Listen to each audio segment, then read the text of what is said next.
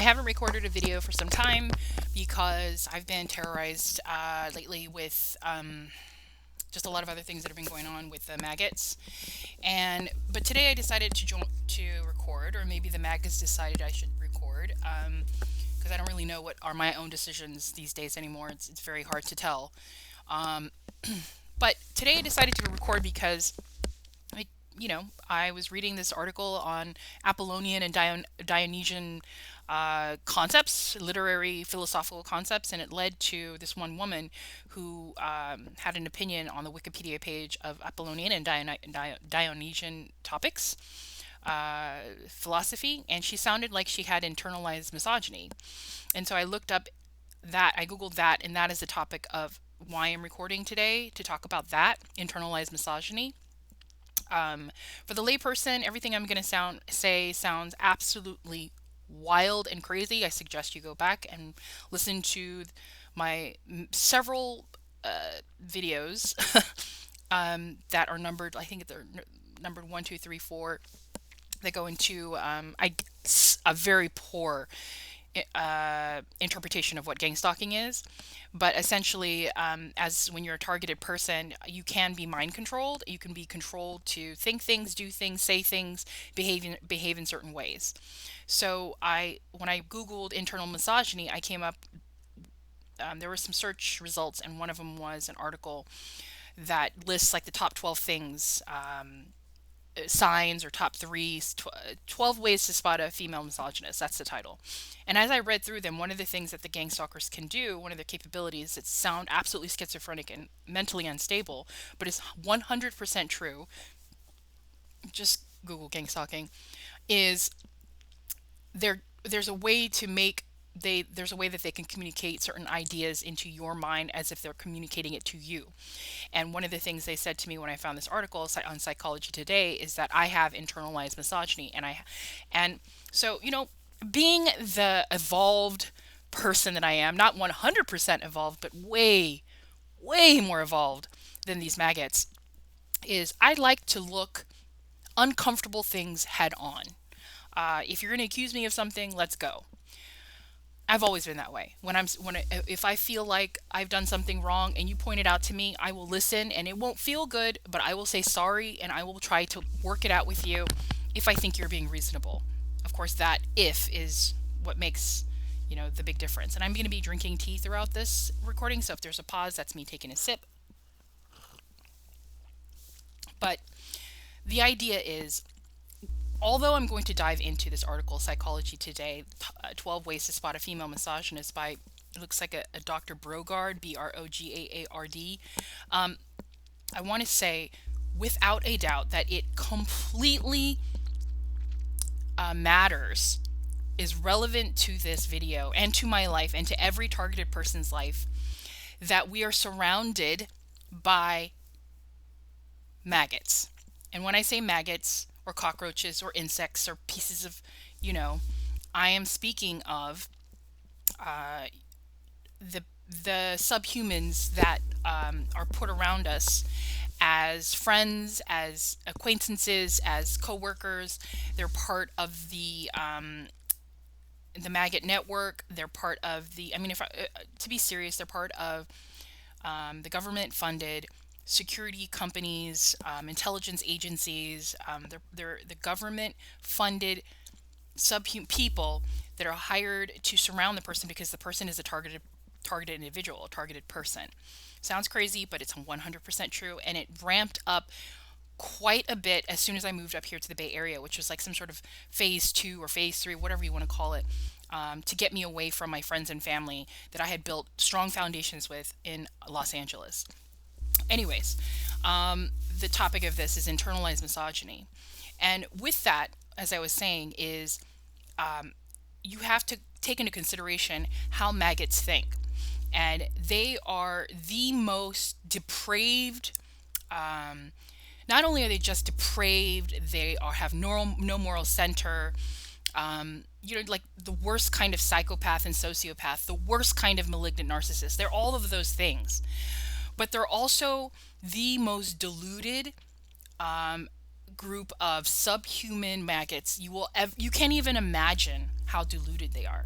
There is no paradigm in your mind that can explain the damaged goods, the depravity, the pretzel brained mentality that they have. They are destroyers. They're full of hate. 100% hate is what I say. No good comes from so much hate is what I say. And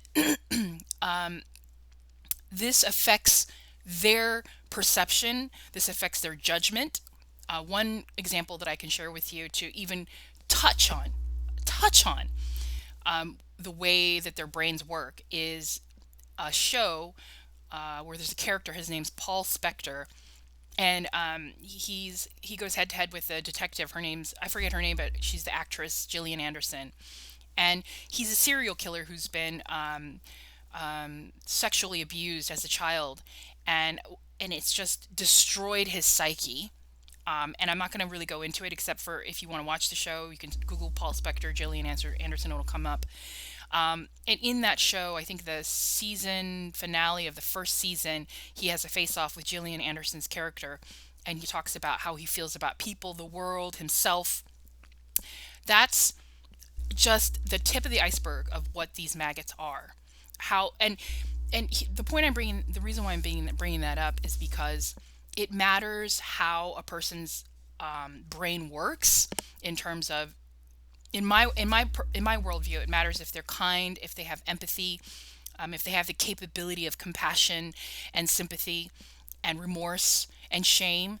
And Paul Spector does not, and nor do these maggots. The vast majority of these maggots do not have that ability. God, that's good tea. So I will start with that. And with that being said, we're going to jump right into this article.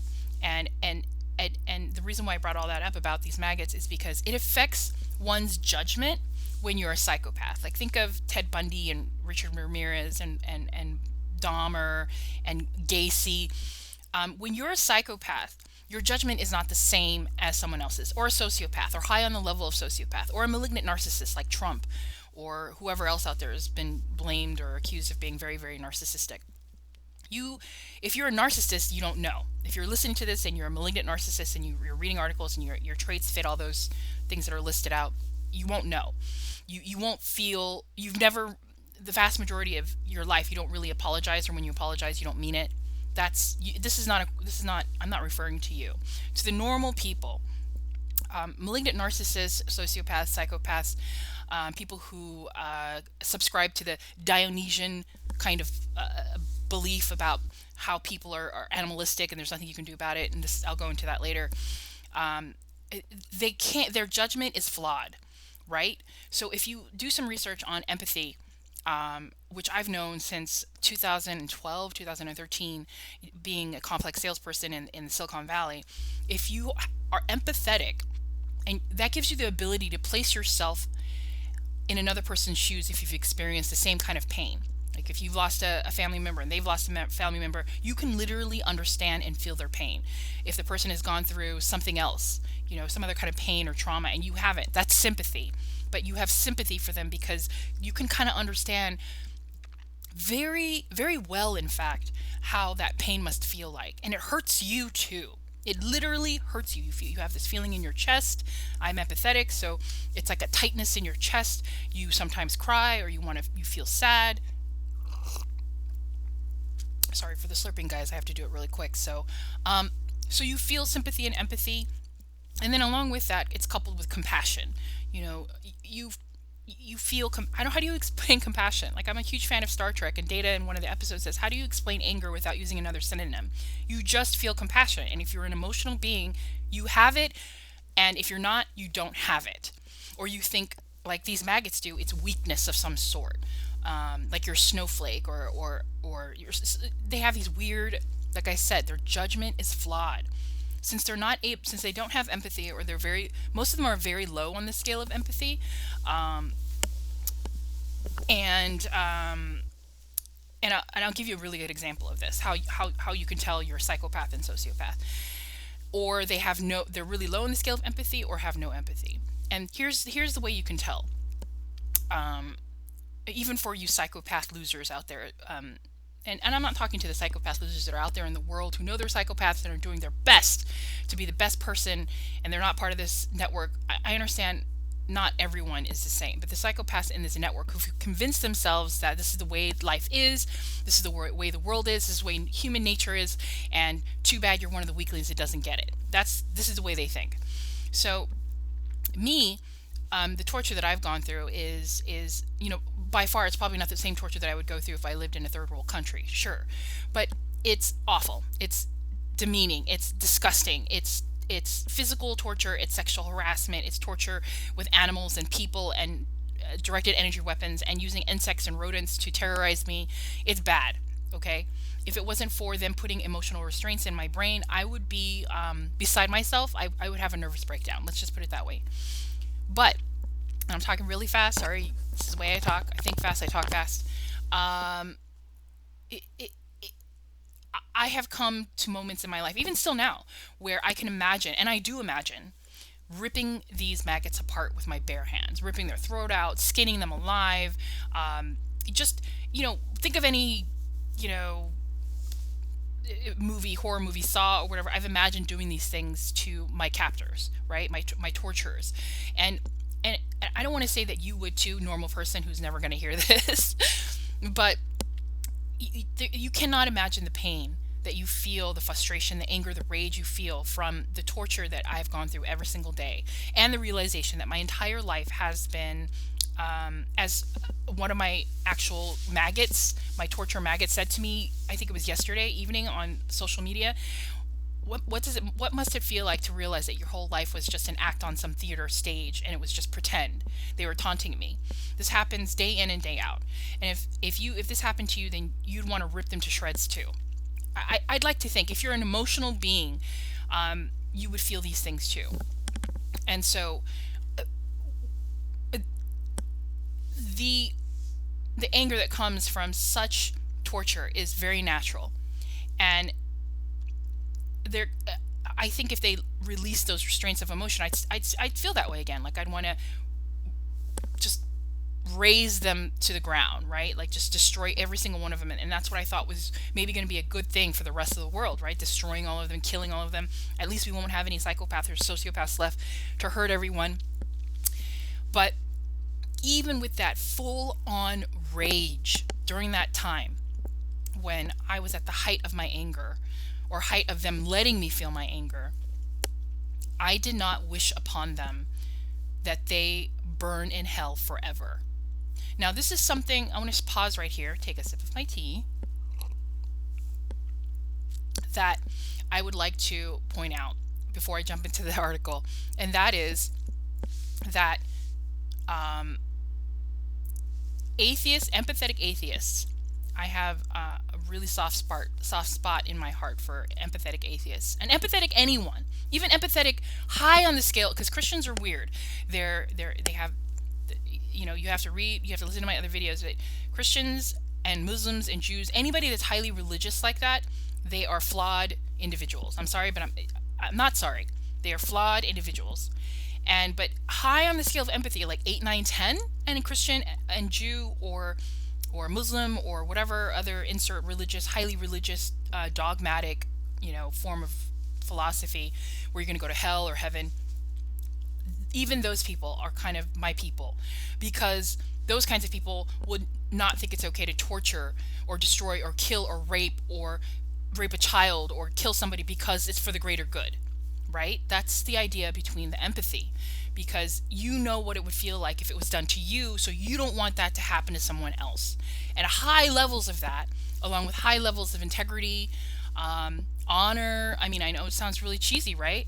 But honor, belief in goodness, optimism, in humanity, and in the world, that in a belief that the world could be better if we had a balance of this, and the natural balance of this.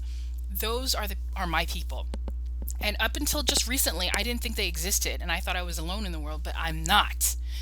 Anyways, even during my time as being that furious, going back to what I was saying before, I digress quite a bit, as you have noticed in my videos. I did not wish upon these monsters eternal flame in hell. Oh, that's why I digress. And that's what Christians and Muslims and religious Jews believe, apostates believe, non-religious people believe, people who curse God or don't believe in God or say blasphemous things about God should do, that we should burn in hell.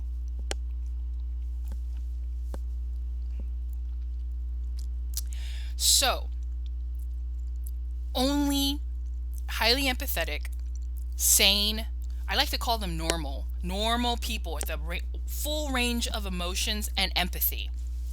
I say that again. Full range of all emotions plus a lot of empathy.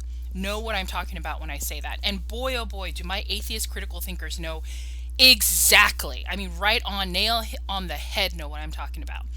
That no matter how angry I am that I became, I would never, ever wish for a murderous pedophile or a raping serial killer, whatever worst crime that you can think of, a torturing bastard like these maggots are. Never would I want them to burn in hell forever. The very idea of that shouldn't even have to be explained. I mean, and you find yourself as a targeted person trying to explain these concepts to these maggots who cannot fathom the notion that no one deserves that kind of punishment. Eternal flame? No! As much as I hate and despise pedophiles, rapists, baby rapers is what these maggots are. They are baby rapers, child rapists. I would never, ever say, you're going to hell, bye, and never talking to you again. It is a level of cruelty that I as a normal human being with empathy and a sane brain and sympathy and compassion, I cannot wrap my head around that. You have to be so vile and so disgusting and so hateful. I don't like using the word evil because it has a connotation with superstition. But for the maggots, they say that a lot, evil. And I can't do it. So here's the thing. This whole diatribe started with me saying that the difference between me and a psychopath, a person with empathy and a psychopath, and how you can tell is that you're a person that has no problem flicking another human being into eternal hell because they did not accept your mythical God into their heart. That is how you can tell when someone is unstable to the point of psychopathy, sociopathy, malignant narcissism, delusion, projection, a pathological sickness in the mind. The virus of the mind is what I call religion. Very religious people, and that's the difference. That's the difference between myself and these maggots. That's why I sometimes say I'm better than you. I'm better than you. Everyone that thinks like this way is better than you, because that's destruction. It's hate. It's the lack of forgiveness. It's condemnation. It's righteous. It's pathological righteousness. So I'll just stop there and jump into this article, which through their messaging, pause, they were trying to say, boy, that tea is good. Are they trying to make me think that tea is good? Anyways, they tried to say that I had internal misogyny, and there are 12 ways to spot a female misogynist, and it's actually like 3 or 4 bold sort of headlines over some other subtopics, sub-reasons, and I'll quickly go over them. The first bold heading is the misogynistic Puritan, then there's the misogynistic self-critic, then there's the misogynistic self-loather, and the misogynistic she-devil. Under each of these are 3 or 4 points supporting these headlines. And the reason why I'm going into this is to give as clear as I can, description of the bad judgment, bad perception, bad frame of reference, seeing through black, hateful colored not rose colored glasses, but black hateful colored glasses of the maggots, you maggots. And that's why I started this video talking about the nature of maggots and the psychopathy, because to give you a little bit of an introduction of how something like that affects judgment, affects decisions, affects worldview, and how there's so much lack and emptiness that stems from it. And there's a lot of projection and unbelievable delusion that comes with it.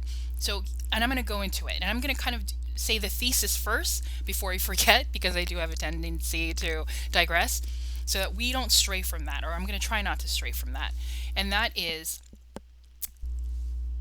that maggots have this flawed pretzel-like brain that is missing components of empathy, lots of human components. And with that, they make decisions to destroy your life, make decisions to affect targeted people's lives, but good and bad. I'm sure they think they do things to help the targeted person as well. And I'm sure they do things that help the targeted person as well. But they also do things that hurt the targeted person's life, that sabotage it in a way that is irreversible. Irreversible. And then from that point forward, they then blame the targeted individual. When in actuality, if the targeted person has been targeted since birth, which they have taunted me with dozens of times, that I've been targeted and affected and fucked with and sabotaged since birth. The earliest memory I have of being messed with is when I was 19, when my dog was run over in front of me, and I screamed I just stepped outside the house and saw my beautiful little dog run over by a car. And that's my first memory, where years after that, I thought, just if I had stepped out a little later or stepped out a little sooner, I would have missed it, or grabbed my dog, something else. But the timing was almost like it was perfect, right?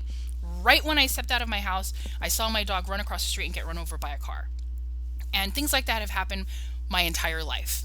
And so when the maggots taunt you for almost it was like 4 or 5 months straight, that you've been targeted your whole life since birth, your family's been destroyed, which, by the way, my family has been destroyed, separated, killed, murdered. My aunt was killed in a hit and run. My mother was murdered in cold blood.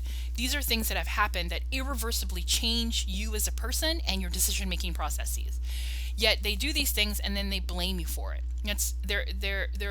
They'd like to think of themselves as kings and queens of gaslighting, but they're terrible at it because of so many other clumsy mistakes they make that point that out. But I won't go into that now. So the whole point of this is that they do these things to you. The thesis was they do these things to you, and they do it with these ideas that they're helping you, or they're giving you all these chances, or that it's your fault, or the targeted person's fault, or wow, look at all these opportunities we gave you.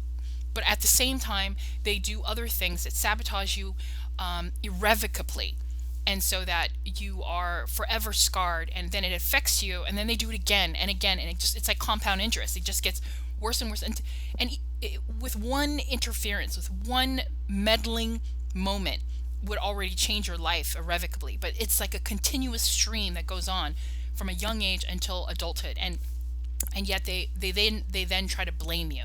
So with that thesis in mind, I'll go into the psychology today, where they talk about the first heading, the first topic of why, how to spot a female misogynist, the misogynistic self-critic. And the misogynist self-critic is disdainful toward women who are not very feminine. Let me take a sip. Whether it's because they choose not to be, or because they are just bad at acting in a traditional way. They say things like, she's too fat, too masculine, too angry, too loud, too competitive, too hardcore, or too alpha. This, I know I did when I was back in LA. And these are not excuses. If you want to take them as excuses, you can. I don't care. Back in LA, I was in a bubble. I didn't realize how much of a bubble I was in until I left. And when you're in LA, I'm not going to really go into it. Either you know or you don't. It's very superficial. People base value off, how you look, what you drive, what you do. This happens everywhere. It happens in New York. It happens in Seattle. It happens in San Francisco. It happens in South Beach, Florida. It happens in Austin. But it happens in LA in a different way. The value placed on looks is beyond any place that I've ever been. Maybe South Beach, Florida was one of the top places too that was like that, but I wasn't there long enough to know. Um, LA is, I mean, looks are everything. And I ran with a group of females that were fairly attractive, um, and and they placed a lot of value on looks. Everything was about looks, looks, looks, looks, looks. And I also grew up with a mother who was very superficial in that respect. And so in that environment, I came to understand that looks, probably maybe femininity. I think so. I mean, I don't really think that much that because I was such a tomboy, but whatever. I'm gonna give the maggots the benefit of the doubt. And by the way, narcissists aren't able to do this. Narcissists aren't able to be this introspective. They're not able to say sorry or even think that they're wrong. So yeah, I'm not a narcissist. I know that. I've known that for a while now. But I had narcissistic traits. I had narcissistic traits. And when you grow up in Los Angeles with the group of girls and the friends that I had, oh my gosh, you're going to have narcissistic traits. Period. It's like a bubble. I've never seen a bubble like this in any other city in the United States. It might exist in some other places like Paris or who knows. I haven't been there. But I was disdainful towards women who were maybe not as feminine. You know, maybe they were fat, maybe they were overweight, obese, maybe they left the house with greasy, disheveled hair and like slippers and what looked to be like pajamas. I will do that today. If you leave the house and you don't comb your hair and you don't wash your hair and you don't do stuff and you're not wearing just shoes without holes in it. I mean, if you're poor and you're homeless, that's different, right? I get it. But let's say you have a job and excuse me, sorry for the clearing of the throat. Really sorry. Apologize. I know that's gross. And you have income and you have a shelter over your head and you have a car, but you leave the house like you just rolled out of bed. I will definitely think gross. You are a gross person. I don't care if you are depressed or something happened to you. I'm not going to come up to each person and tap them on the shoulder and go, "Excuse me, why do you look like a piece of a POS today?" No, I'm going to make a direct judgment, a schema-like judgment that people that come out and leave the house when they have a job and a life and don't wash their hair and have dirt under their fingernails, yes, I will make a judgment. I absolutely will. And you know what? I don't think that's narcissistic. We can agree to disagree. I don't give an F, okay? Now, the misogynist, back to the misogynistic self-critic who are not very feminine. Yes, I would think that because back in Los Angeles, if you were anything above a size 6, you were considered fat. I'm going to stop there because I've said this so many times in other places besides Los Angeles, and people are they don't know exactly how to take it. They think that's crazy. I'm not going to go into it. That's a whole other video that I will never do. But I was a size 4, 6 back then, and I was also a size 8, and the biggest size that I ever got up there was size 10, and I'm 5'9". And so you were considered fat if you were a size 8 or 10. I was considered fat. I was called fat when I was a size 8 or 10, and in size 6 and size 4, when I was size 4, I was called, you're practically anorexic. So that's LA. It's a bubble. So you have to keep in consideration these kinds of contextual facts. So yes, was I a little bit of a misogynistic self-critic? Yes. Yes, I was. But as soon as I left LA and came to Northern California, I realized I had enough introspection, self-awareness, observation, ability to adapt, ability to change my mind based on new information, which is, I have all those great qualities that I've always had my whole life. I'm such a great person. And I realized, wow, everyone here doesn't wear heels everywhere they go. Everyone here is kind of like a more natural body weight. My natural body weight was probably like more like an 8, size 8, and well, natural 6 and an 8 because I was so active, always active, wanting to exercise, wanting to do active things. So that's what I was just naturally at because of all the snowboarding and the hiking and the running and the cycling, all the things that I really like to do. So yes, I did have that trait, but Moving on, she is in favor of traditional gender roles. I'm going to just skip over anything that is so anath- anathema to me. Anathema? Anathema. I always get that wrong. Gosh. Okay, so I'm diametrically opposed to that. I have no doubt on a scale of 1 to 10 that I'm not. She's in favor of traditional gender roles. That has never been me and never will be me. Never, ever. So moving on. She may regard herself as one of the feminine misfits. No. So the misogynistic self-critic covered. I did have some narcissistic traits towards femininity, and we went over that, but definitely not an internal misogynist from that heading, from that topic. Moving on to the next one, the bolded topic and the 3 subtopics underneath, the misogynistic self-loather. The first subtopic that describes what the misogynistic self-loather is, adopted a general attitude of contempt toward everyone of her own quote-unquote filthy kind, including herself. Number 2, she regards women, including herself, as promiscuous, manipulative, dishonest, irrational, incompetent, or unintelligent. Number 3, she tends to be in denial about her own self-loathing, but not usually about her contempt for other women. Okay, I'm taking a sip.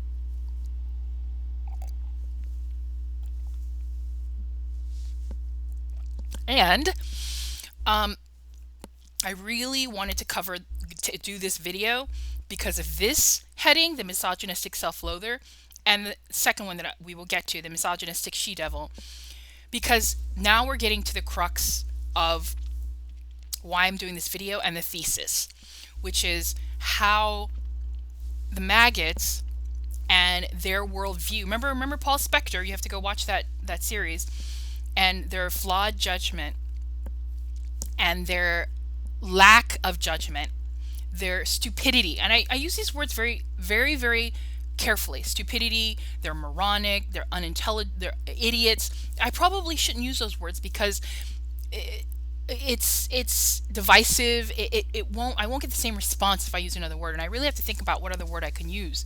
But truly, if you think of Richard Ramirez or John Wayne Gacy, or if you think of like Ted Bundy, they're intelligent, right? They've been in the media, they've been portrayed as being intelligent, yet they went on these rampages that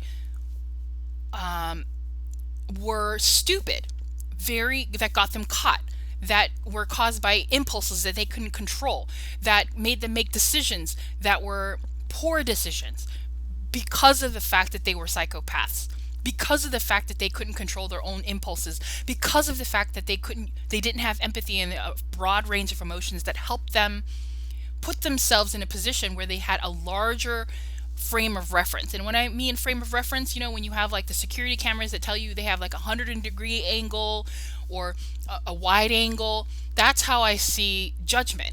I see it very visually, where if you're lacking judgment and perspective because you're a psychopath, that broad wide angle camera is more tunnel vision. It's like you don't have a peripheral vision like normal people do, because you can't control your impulse. And I'm not covering everything, by the way, but because you don't have self-control. They think they have self-control, but they don't. They actually have the worst self-control. They don't have control over their impulses worse than any of the targeted persons that they think that they're hurting. They have poor judgment because their judgment is affected in a way that they're missing key components that help them make decisions that a full range of emotions would help them make. Just think of the psychopaths that went on these rampages, that didn't care, they couldn't control their impulses, and so they did things that were poor decisions that affected them. The only difference here is with these maggots that are gang stalkers, they make these decisions and they hurt TIs, but they can't be caught because they're using technology to hurt us, and because it is the government, and because it's a network of they're shielded from the law because they are the law, if that makes sense. But with that being said, and I'll try to say this as clearly as I can to make the layperson understand, when you have a network of damaged goods, self-loathing, hateful, full of lack, insecurity, and hateful subhuman maggots like this, who are linked together in a network, who all think the same, who have group think, who all lack emotion and empathy and compassion and the same, and they all have the same viewpoint, and they're all patting each other on the back, and they're all saying who gives a fuck, and they're all saying do what thou willst, which is one of their sayings, do what thou will to everybody who gives an F. When you have that kind of mentality, and it is growing and it is growing and it is growing, it is destructive. And then it leads to the destruction and a hateful spread of hate everywhere. And that, finally, is why you see the world looking the way it does. Dun, dun, dun. That's the end right there. You're seeing the wider difference of the wealth gap. You're seeing more homeless. You're seeing more pollution. You're seeing the greedy get more greedy and make more money. You're seeing more violence. You're seeing more pedophilia. You're seeing things getting ramped up to the point where people getting more violently killed, more deaths, more shootings. I've said this so many times, but and in sarcasm, but I always say it to the maggots. I'm like, great job you're doing here. Where's you godly people? You're trying to save the planet from atheism and whatever else they're thinking, like infidels and people who are not godly, giving creatures. But while they're thinking this about themselves, these maggots, decade after decade after decade after decade in the 19th century, it has gotten to be more of a shit show. It has become a clown show. It's a runaway train. Look around you. That's all you have to do. As the character in the movie Joker said, is it just me or is it getting more crazy out there? And the reason why it's getting crazy is who's in control? Who's making the decisions? Right? If you don't know who it is as a layperson, by the way, it's these maggots. The secret organizations, the Shriners, Skull and Bones, the Freemasons, and the dozens of other groups out there that are like the Freemasons, like the Shriners, like the Skull and Bones, that I think I put a link to those organizations in one of my videos, including the government, the CIA, the Koch brothers, the Rockefellers.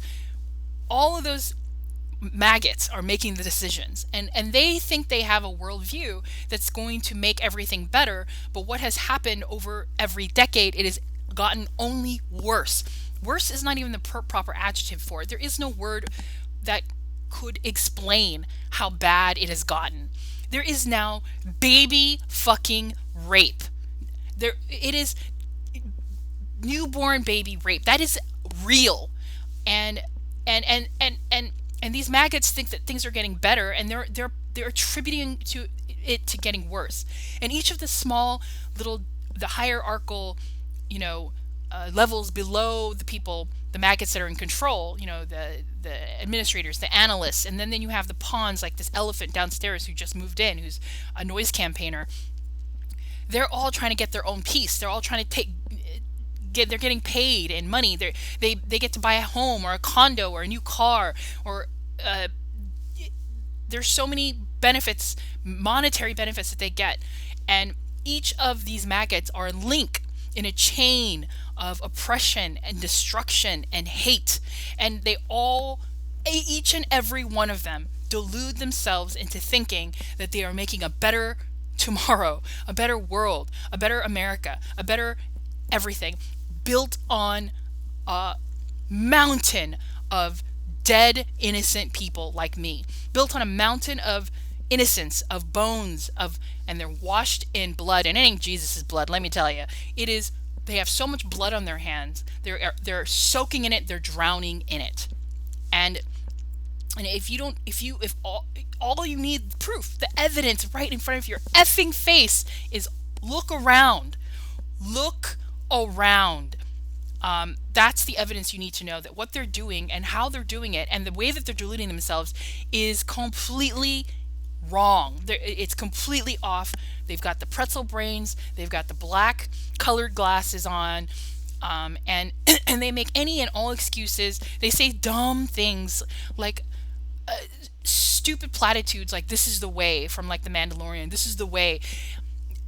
And to speak to that, these groups of maggots, many of them are generational, right? So like the Skull and Bones, the Freemasons, the Shriners, they have you know, generations of incest and killing and sociopathy and Machiavellian manipulation type traits running through their blood, in their genetics. And then these low life, bottom of the barrel type humans, subhumans, marry each other and then have more defective, damaged good kids who are also manipulative and psychopathic. Imagine that happening generation after generation.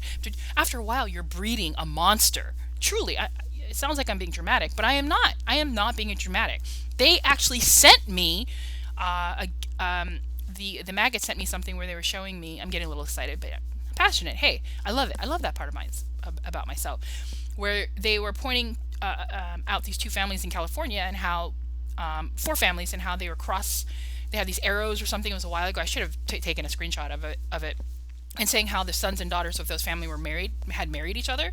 This is not something that is in my head. When you hear pop culture and they're saying like, oh, this woman is of good breeding, that's what they're talking about. They're talking about psychopaths. To them, they think it's good breeding. To me, when I hear that, or when I see people who come from families like that, now I know the truth. They come from lesser genetic stock, psychopaths, sociopaths, malignant narcissists, Machiavellian, manipulative, selfish, pathological control, some kind of pathological pedophilia, pathological, you insert really destructive tendency, and that's what you get when you hear that word breeding.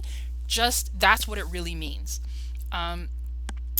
If maybe back in the beginning, like 200, 300 years ago, their ancestor who created some sort of invention or started a salt mill or whatever, and was smart enough to do that and picked themselves up by the bootstraps. That was probably good genes, some kind of like ambition and self-determination and entrepreneurial mindset. But that has been warped and twisted and mangled, sort of like, I like to use the analogy analogy of like Lord of the Rings, when Saruman is talking to his newly created Uruk-hai, and he says, do you know where orcs came from? They were elves that were mangled and tortured and destroyed until they became an orc, which is like a little troll devil. That right there is what good breeding means to me. Because if you are breeding a psychopath with a psychopath, guess what you get? A worse psychopath. It's like the alleles. You put one allele with another allele, and they both have those alleles, you're more likely to get that mutation. And that's what it means. So going back to the article, I just had to explain that really what's behind these psychopaths, deranged, physiological. I think it's like physiological, like it's physical. It's not just psychological. It's genetics. Some people are born empathetic and some people are born psychopathic, and then there's a spectrum in between. And I'm somewhere on the spectrum of like 7. I've always said about a 7. I'm kind of, I'm not the best, I'm not the worst. But these things are like a 0 to 1, 2, or 3. They don't think and feel and behave like normal, full range emotional people who have empathy do. They don't have the ability to grasp that feeling and therefore that viewpoint, and it affects their judgment. So, going back to the article, the second topic heading, the bold heading, the misogynistic self-loather. The misogynistic self-loather has adopted a general attitude of contempt toward everyone of our own filthy kind. I'm going to be honest here with what I think I know about myself. I honestly don't think I have ever thought of other women and the entire race of women as a filthy race of my own kind. Pause, let me take a sip. I don't want to think too long or too hard. This video's already long. But I genuinely don't think that. If I'm wrong about this, if there's an example that could be pointed out, I will say, well, maybe you're right. Okay? But I really don't think I have thought the entire female human race was filthy. In fact, as I was growing up, I was that. I could give you so many stories where I flew against the role of being the subservient woman in almost every situation. And so I don't know how someone with such a strong core of self-knowing, of not wanting to be subservient, would think that other women would be filthy. I wanted other women to be strong and to stand up for themselves. I didn't like it when women were picked on. I didn't like it when anybody was picked on. I don't agree with this. I'm not as I didn't think that I had a general attitude of contempt toward every one of other women. Now, self-loather, yes, yes, absolutely, and here's why. And that's why the whole first part of this video, I prefaced with what has been done to me. I mean, very, very short, just a snippet of what has been done to me. And also I prefaced with the gang stalkers, how they are, what they are, and what they did. The other videos, you have to go into the other videos to really understand what was done to me and how I feel about it and how it made me feel. But to put it concisely, if you have had traumatic events and sabotaged events happen to you ever since you were a teenager, which I have, which they have told me they have done to me, from killing my dog right in front of me, from having me arrested, from having me be promiscuous when I was not promiscuous, that's a whole other video as well. But there were times when I was being promiscuous, and before the gang stalking happened, before I realized I was being gang stalked, for a long period of my life, I wondered why I was. I don't know if promiscuous people do this. I don't think they do. I think they go, oh, I'm promiscuous. I don't really think about it. They just go, that's my nature. For me, I always thought back to the time, this very short time when I was very promiscuous, where I think and when I say very promiscuous, I don't think it really was either. It was like a month or two where I dated like 5 or 6 guys or something, but I was with a boyfriend at the time, and I remember thinking to myself, it felt like I was zombie-like. And in my other videos, I talk about the zombie-like phenomenon, but where I wasn't making the decision, it wasn't something that I wanted to do or was excited about. I was curious. I remember being curious about it, but not getting any pleasure or any kind of, it was just odd. That's all I can say. I won't go into it anymore because it's just too much. It could be like an hour or two video on its own. But in retrospect, the reason why I was having those thoughts, why was I doing that? It didn't seem like me. I felt like I wasn't in my body. I felt like I was a zombie. I don't know. I felt like I wasn't even interested in these guys.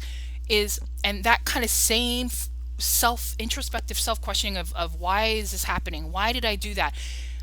Happened a lot in my life. And now I realize it was the gang stalking programming, the forcing me to do things that weren't of my nature, using me, literally using women and me, targeted women for sex, for your own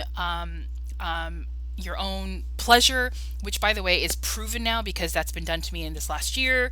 This is the nature of these maggots, these loser men who have no game, and that, I don't know if I went into that in my other videos, but it happens a lot. Targeted women get raped, they get sexually harassed, they get put into situations where the maggot men try to get laid with you.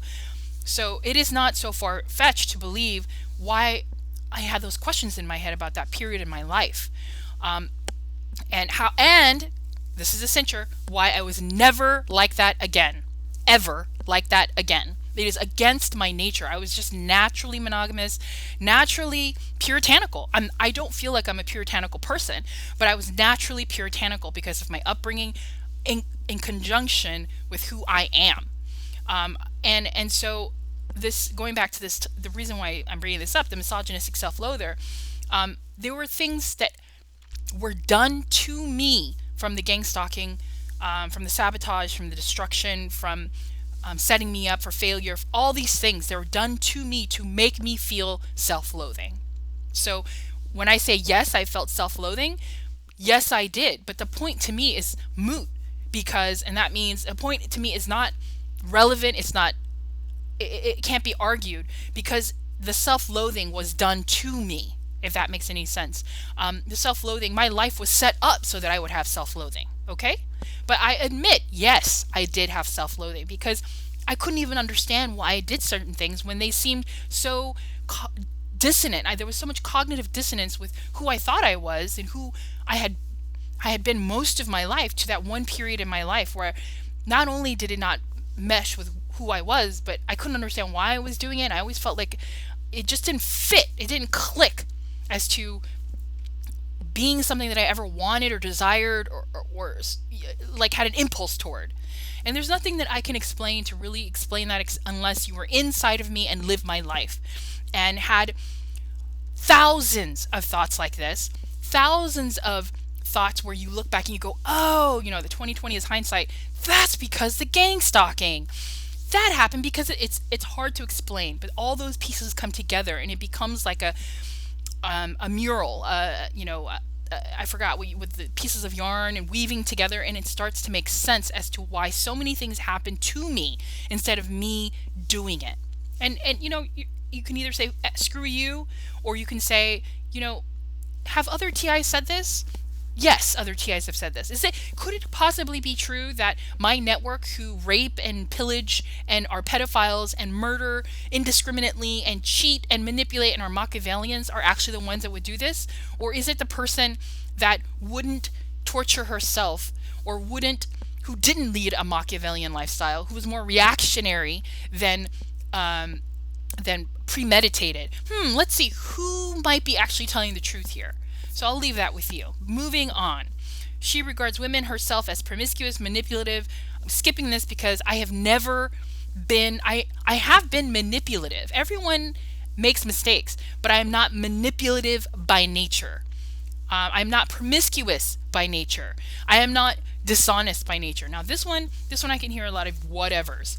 I'm going to be really honest here. As honest as I can be from my perspective.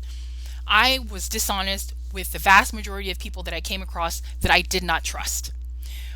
My philosophy was I'm only honest and completely open with people that I feel like I can trust. And I'm going to put a period at the end of that sentence. And beyond that, I would be dishonest by omission, or I would make something up because I don't want to share something deep and special and vulnerable about myself with people that I think are dirtbags. And since I was gangstalked my whole life and surrounded by dirtbags, think about this, surrounded. The only kind of individual that I was surrounded with were maggots, liars, manipulative, there to hurt me, there to lie, to backstab me. And once you have a lifetime of that, then you just don't open up ever. You don't really open up. You're not honest to anyone. If you want to call it honest, to me, it's more like protecting myself. I would not share anything. And the reason why I know this is because the people that I trusted, which were, I think I can count on one hand, I did open up and tell them everything. I told them everything. And if I had a normal life where without the gang stalking and the all of that, I would have been a completely hard on my sleeve type of person, because that's who I was before the gang stalking became overt, or before 2005, 2006, 2007. I was open and honest about everything. I would just, it'd come out. Can you not tell that I talk about everything? Can you not tell that I can't hold things in? I'm the type of person that would put everything on the table and say, take it or leave it. But with the gang stalking, it's very peculiar what happens. And that's another video for itself. But was I dishonest? If you want to think I'm dishonest, I'm fine with that. My conscience is clear. No, I was dishonest to almost everyone because, and this is the part that I've talked about in my other videos, I could tell that something was wrong with the world. I thought at the time it was the world. Something was wrong with all of my friends, everyone around me, and I couldn't figure it out. For many years, I would lay in bed and think, in bed on the couch, I would have moments where I would just lay and think for an hour or two, do nothing but think and go, is this the way the world is? The people that are around me, my friends that are around me. And I didn't think this very much when I was in Los Angeles, but when I came up here in 2007, it just exploded. The thoughts of like, are people really like this? All the people that are around me, unfeeling, cold, calculated, sociopathic, no emotions, manipulative, backstabbing, hurtful, say hurtful things to you. I thought this consistently, chronically, ever since I came up to the Bay Area. And that's because I was surrounded by maggots. So, she regards women, including herself, as promiscuous, manipulative, dishonest. Yes, I did think that. Irrational, incompetent, or unintelligent. Not unintelligent, not necessarily incompetent, not necessarily irrational, but definitely I thought promiscuous, manipulative, and dishonest. I did think that of the women because, let me go dive deeper into this. Here's some of my friends that I made when I came up here. There was Laura, from college. There was Sandra. There was Deanna. There was Yana. There was Kathleen. There was Dana. There was Sandra. I said Sandra. Then there's the boys, Hassan, Mike. I wasn't really super close friends with any guys, mostly women. I wanted to be close with women. Guy friends were just guy friends for activities. But all those women that I named, let's start with Sandra. Showed no emotion for 10, 11 years. And during those 10, 11 years, towards the end, I started thinking there's something wrong with her. Why does she never show emotion? She never gets angry. She never gets sad. She never shows compassion. Okay, I'm just going to say it. No emotion. Didn't show any emotion. She would smile, but then it would be like a psychopath smile, kind of like there'd be no real emotion behind it. Moving on. Then there's Deanna. Complete and utter narcissist. She did not know my birthday for 10 years. I threw her a surprise birthday party. I supported her through her court issue when her business was taken away from her. You maggots are always saying something about like what, action, your actions, even though I thought she was a narcissist and she was not really a good friend to me, I was a good friend to her. And so she did none of those things for me. And I thought, wow, she doesn't even care. Like 10 years go by and she doesn't even wish me a happy birthday. Nothing, doesn't even ask. It's crazy. It's people don't act like this. That's why I was always questioning what the hell is going on. Because this didn't happen to me when I was in LA when the gangstalking was more covert. Then there's Yana. She freaked me out. Let me tell you a little story. Driving in San Francisco with my top down in my convertible, and I was driving down this one street, and a white van was blocking this small 2-lane street. I can't remember if I honked or I don't think I honked actually. I waited there and I said something to Yana about like this car's not moving, they don't have their hazards. So I did a 3-point turn to turn around and try to see if I could go a different way down a different street. Immediately some cop comes out of nowhere and he tells me to back up and screams at the top of his lung, okay? I mean, just imagine you're screaming as loud as you can. And he was screaming down at me into the car. What the F are you doing? Like that. Okay?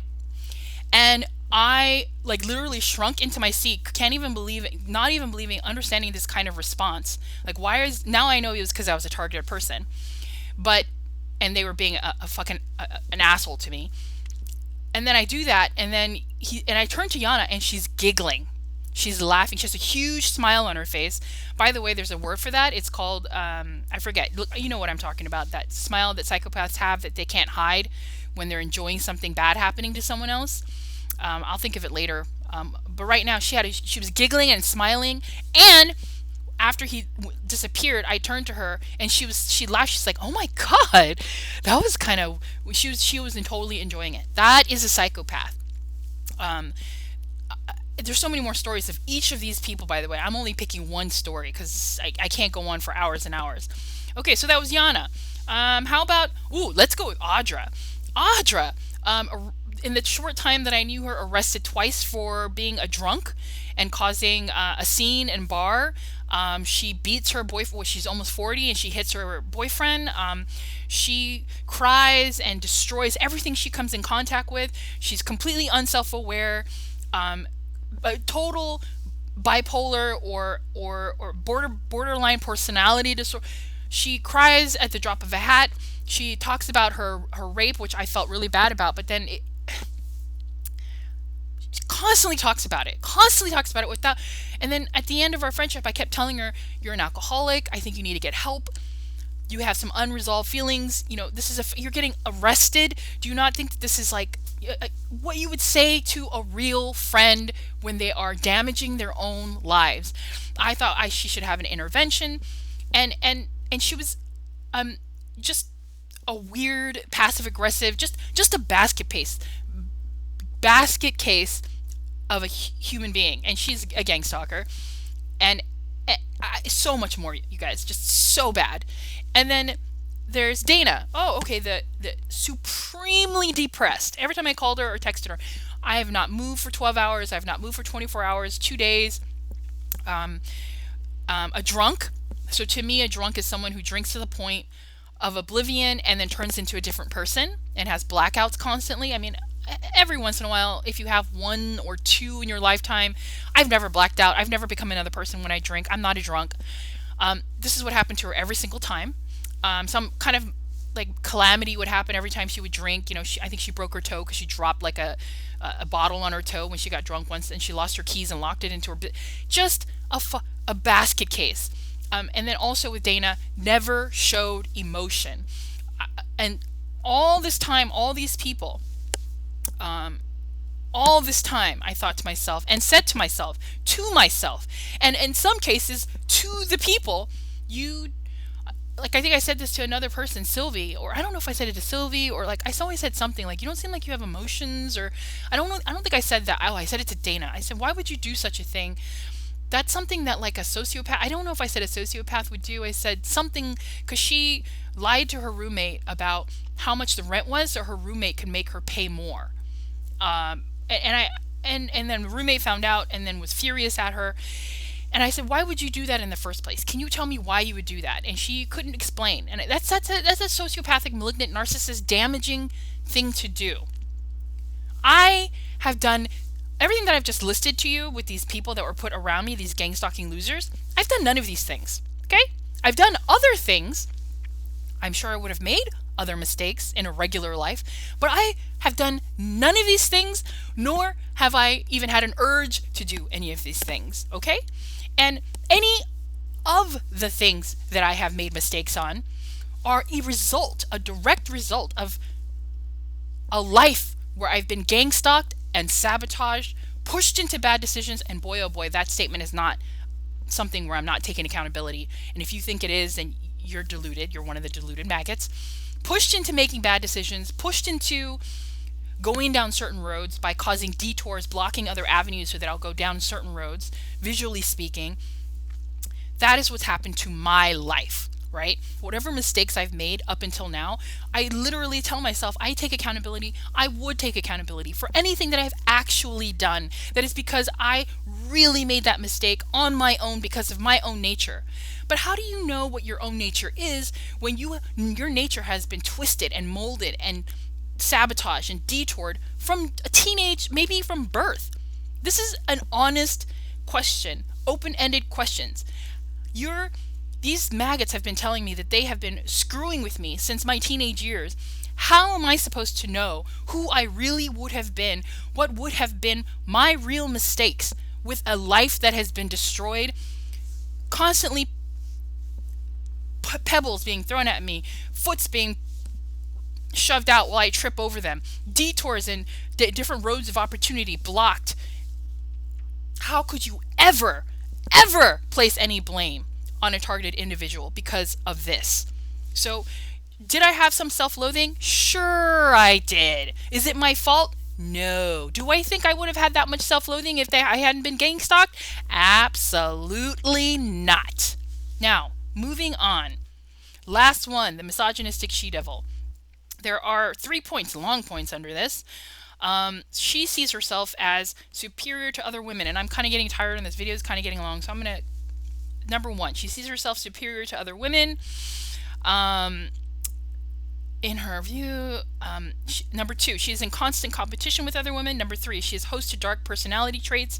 Her firm belief that she is superior to other women points strongly to narcissism, but narcissistic traits are also routinely present in borderline personalities and psychopaths. In general population, dark traits tend to be subclinical, which means that they are not associated with the level of dysfunction seen in clinical cases. Okay, so 1, 2, 3. Number one, she sees herself as superior to other women. Do I think that I am superior to Sandra, Dana, Audra, Ayana, Deanna, Sylvie, Laura? Yes. Yes. Yes. Yes, 1,000 times. Do I think I'm superior to all the women in this maggot network? Yes. Yes. Yes. Yes, 1,000 times. Do I think I'm superior to my peers, my true female, full emotional range, empathetic, critical thinking peers? Absolutely not. I did not think I was superior to this one girl. I can only think of her face, Karen. I can't remember. It's a K or something, and she's friends with this other girl. I forgot her name too. Um, I looked up to her. She was tender. She was patient. She didn't gossip. She refrained from gossip. She was loving to her boyfriend. She was thoughtful. She was feminine. She was tough. Like whenever she needed to put her foot down, she did, but it was done in a very, I'm even getting goosebumps thinking about it. I liked her. I hung around that group, which I didn't like most of the girls in that group because they were superficial, wanting to wear diamonds and watches and drive cars and get with guys with money, because I liked being around her. So, am I a she devil? Because I think I'm better than you effing loser, bitch, maggot females? No, absolutely not. Do I think, this is really important, pay attention. Do I think that you are great people, have great attributes, done great things to me as my friend, have been good friends to me, have been a good friend to me, and you think you know what it is to be a good friend and a good person, and so you think I'm a she devil? Yes, 100%. If I could say a million times yes to that, yes, yes, yes, yes. The bottom line here is you are deluded. You don't know what a real friendship looks like with a woman. You don't know what a real friendship and interpersonal, kind, loving, empathetic relationship looks like. It's not me. It's you. That's why I've been saying lately, it's not about me. This is all about you. You guys are defective. You guys are okay with torturing people and destroying their entire innocent lives for some ideological, crazy reason that you constantly think is a good reason to do it, when there are a myriad of ways to, if you wanted to incapacitate someone, you don't have to torture them or sabotage them. You could literally just kill them. You could give them a heart attack, or you could make them into someone like a teacher, or like a, I don't know. There's so many ways that I could come up with that are much more humane and loving and peaceful and better. I mean, if I were pushed into it, if I had to sit down and become an analyst and look at someone's life, I could probably come up with thousands of different ways. But no, the way that you go is to rape, is to sexually harass, is to destroy, sabotage, make fun of, taunt, murder. That's your way of doing it. So, am I a she-devil because I think I'm superior to the women that have been surrounded by me? You can think that all you want. I know the answer to that is absolutely, adamantly not. Moving on. She's in constant competition with other women. You know what? This I will admit to. This is what I will admit to with that. I have always been competitive. Now, everything I think about myself is always second guessed. Am I really competitive, or did they make me competitive? Am I really competitive, or did they make that trait emerge because of all the gangstalking that they did? Am I really this way, or is it because they made me that way because that would have facilitated the gangstalking agenda they had? Now, with that being said, and by the way, most of my traits right now, who I am right this second, right this minute, are in question. One of the traits that are higher up in my belief that are inherent is competition. I have always been a tomboy, always wanted to run faster, jump higher, climb faster. I'm a natural entrepreneur. That's what I would have been in business. I'm creative. I would have come up with a lot of product ideas. I would have been on Amazon or some kind of e-commerce job. I would have been very successful with that, or probably successful in real estate. I probably would not have gone to college. And one of those drives that I think inside of me is inherent, that I'm guessing to be inherent, I'm not for sure, nothing is for sure in a targeted person's life, is that I am very competitive. Do I think that's a narcissistic trait by itself? Absolutely not. I played basketball, softball, and volleyball since 7th grade on, and I loved sports. I cannot express how much I liked playing basketball and volleyball. Not so much softball. I wasn't really good at it. It's not really my sport. I don't really consider it like a running, jumping, agile sport. Anything that was like high pivot sports, anything like that, just gets my blood pumping, and I love it. And so that You have a people like that have a competitive nature, and that in and of itself is not narcissistic.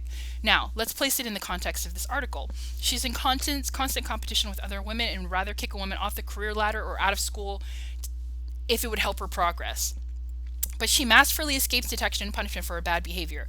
As you wait for the elevator with your box of memorabilia and your withering office plant, your rival is one step further up the career ladder, her triumphant laughter hanging in the air.